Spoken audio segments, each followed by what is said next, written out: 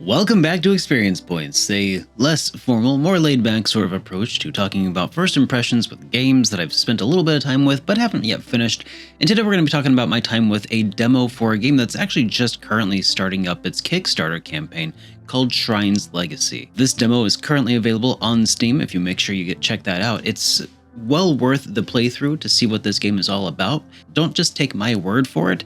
Play the demo, get a feel for it, because there's a lot of really good stuff going on here, and I really want to see where these creators take this game from here. So I played through this demo over on my Twitch channel the other day. It took about 3.5 hours for me to complete between doing all of the voice acting for the game, so reading it slower than most people probably would. The grooveness has been a menace to the local townsfolk. We intend to eradicate the monster and claim the reward. The likes of you don't have a prayer. And it feels like maybe by the end of that demo, we're still probably only a fifth of the way through what they might have planned for this game. So I'm very excited for what is to come.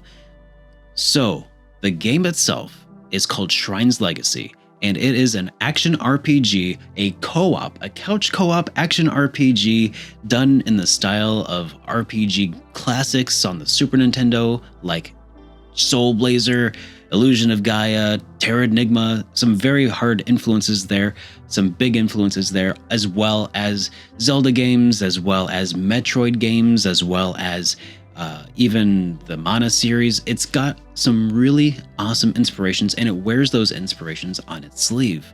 The game itself takes place in sort of a medieval fantasy sort of setting where the big bad evil guy was sealed away for a while. I think his name was Macklemore. I can't remember the main bad guy's name, but it's not super important as of right now. Basically, he's this Darth Vader type, right? Super powerful, force chokes people who get on his nerves, and is basically an all-around pretty solidly evil character so far, is what we can tell. And we're attempting to seal him away using the sword that sealed him away last time, the Shrine Sword, the Sword of Shrine, rather. Pretty paint by numbers as far as RPG stories go. It doesn't really have to innovate in this regard, because what it's really focusing on in the storytelling department seems to be on the themes of loss and the handling of loss. You know, Macklemore himself doesn't seem to be such the focus of the game's story. I mean, he's kind of there as the sort of force of nature villain that kind of just makes the story happen. And the rest of the story, though, is really focused on the characters themselves, the new characters that they meet along the way. It has a theme of loss. I feel like that's also another way in that it continues on with the Soul Blazer trilogy, sort of somber, darker tones, undertones, and that's all fine and good. But really what I was super happy and impressed with was the combat within Shrine's Legacy. And I feel like that's really going to be the main draw for this style of game anyway, for a lot of people. Like I said, it's got inspirations from Soul Blazer and Terranigma and Metroid and Zelda, and it's got all these things kind of mashed together in such a way that it is very fun and satisfying to play. And have I mentioned yet that this is actually a 2-player co-op game? It's a couch co-op game. You don't get a whole lot of couch co-op these days. A lot of it's only online only. Unfortunately, there's not an online component to this, at least not officially speaking. There are workarounds where you could use like Steam Link and stuff. It's really meant to be sort of a couch co-op sort of situation, similar to Secret of Mana, where you could just have another character jump in and jump out. And it feels like that would be a pretty cool way to play the game if you got a couch co-op buddy, but unfortunately I do not, so I couldn't really comment on that aspect of the game. Not yet anyway. I'm thinking about trying to set something up with Bakusanjay RPG. Maybe we could do a dual stream co-op of that demo, because that would be pretty cool. So I played this playthrough over on Twitch. The entire VOD is available if you want to go see what that looks like, and it was a lot of fun. The whole playthrough took me about 3 hours for this demo. My impressions based on the combat are that it's not quite as fluid as Terranigma, which I think is totally reasonable and to be expected, because really Terranigma was kind of the height of this style of game. At least so far, it's the pinnacle.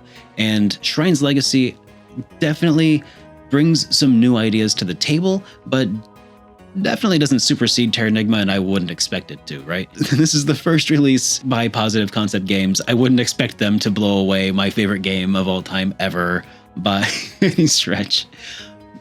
But, I mean, the fact that I'm even talking about that is kind of indicative that they kind of come into the realm of the right ballpark, right?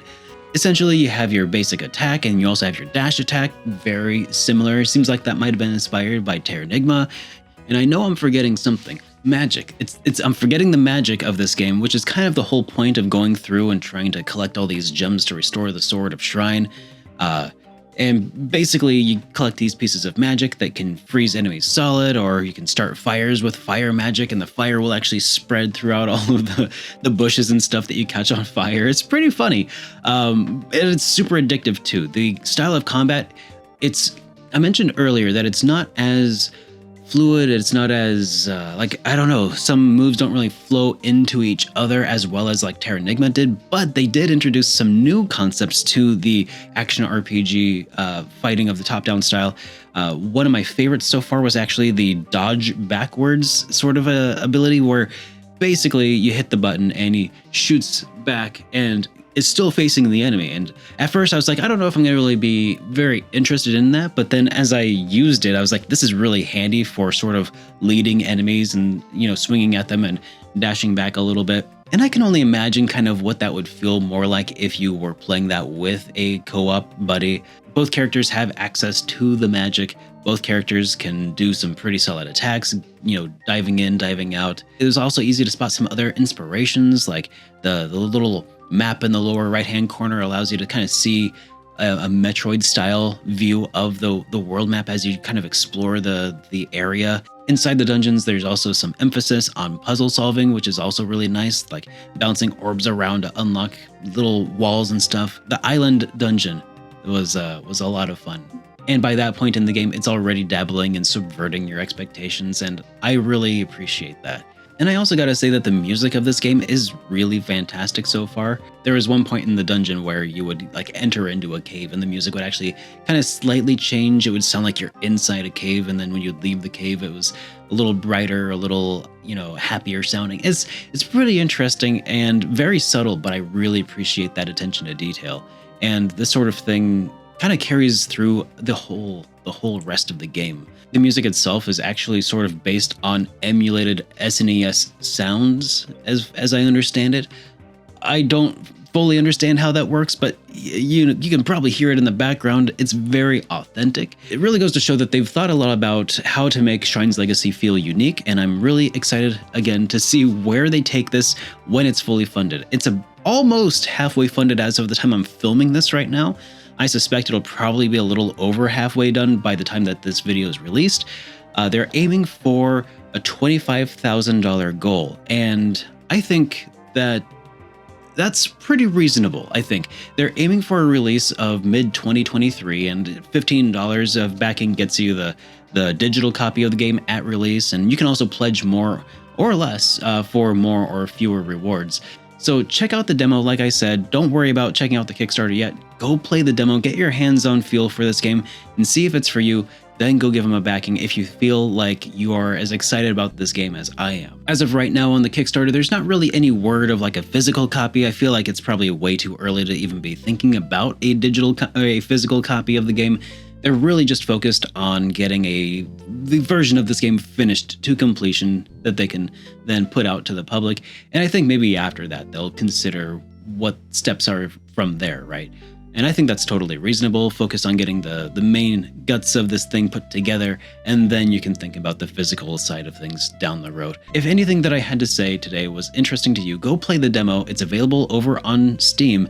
Then, when you enjoy it, then go consider contributing to the Kickstarter to help make sure that we actually get the rest of this game at some point.